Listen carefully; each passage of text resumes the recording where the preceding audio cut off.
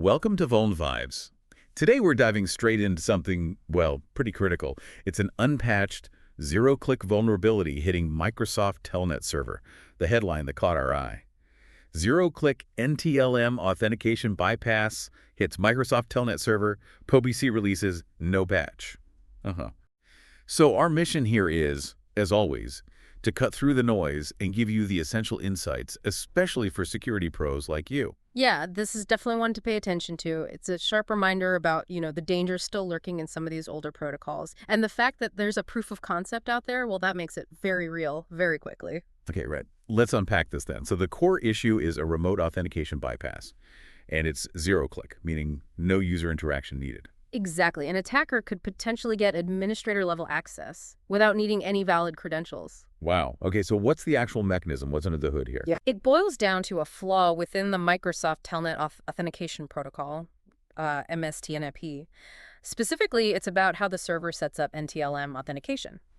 There's let's call it a fundamental mistake in setting up the security context. The reports mention the server incorrectly initializing NTLM using the SECP GKG Maboth flag. That's part of it, yeah. And then it uses the accept security context function with these two flags, asker delegate and asker mutual auth. Right. And the impact of that specific misconfiguration is what exactly? Well, this is the really interesting part. It completely flips the authentication process on its head. Flips it. How so? Instead of the client proving its identity to the server, this configuration forces the server to try and authenticate itself to the client. So the server authenticates to the attacker. Essentially, yes. An unauthenticated client, mind you. The exploit takes advantage of this bizarre inverted flow. And we're not talking about some obscure, rarely used system. The impacted list is pretty long, isn't it? All legacy stuff. Oh, definitely. Windows 2000 XP, Server 2003, Vista, Server 2008, even Windows 7, and Server 2008 R2.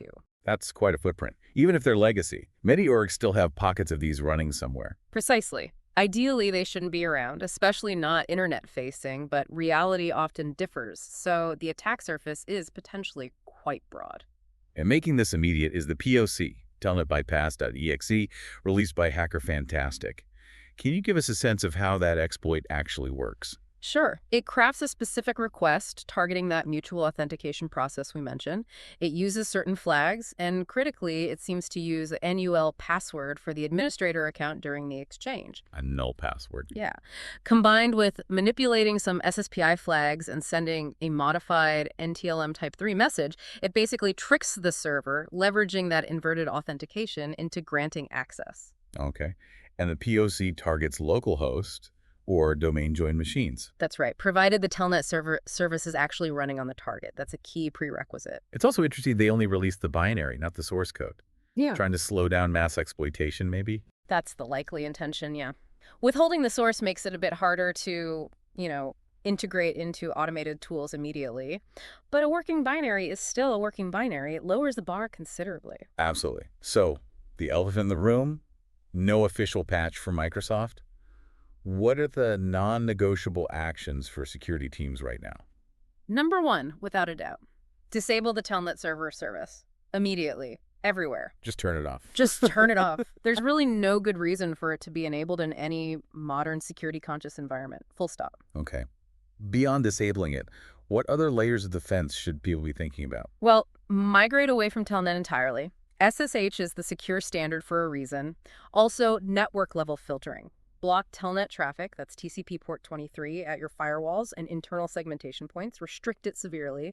And finally, consider application control or allow listing policies. Prevent unauthorized Telnet clients from running on endpoints in the first place. So multiple layers of defense are needed here, especially without a patch. Exactly. Defense in depth. So for everyone listening, the message seems clear. This is an active threat for a legacy service. Don't wait for a patch that might not come soon or ever. Immediate defensive action is required. Absolutely. It really highlights the importance of, knowing what's running on your network. Good asset management is crucial. And being ready to act decisively on vulnerabilities, patch or no patch. Okay, so this unpatched zero-click vulnerability in Telnet Server is a stark reminder about legacy protocol risks. The focus has to be proactive, disable the service, implement compensating controls like filtering and SSH migration. And maybe it's worth asking yourselves, what other old, perhaps forgotten services might still be active in your environment? Could they be harboring similar undiscovered risks? That's definitely some food for thought.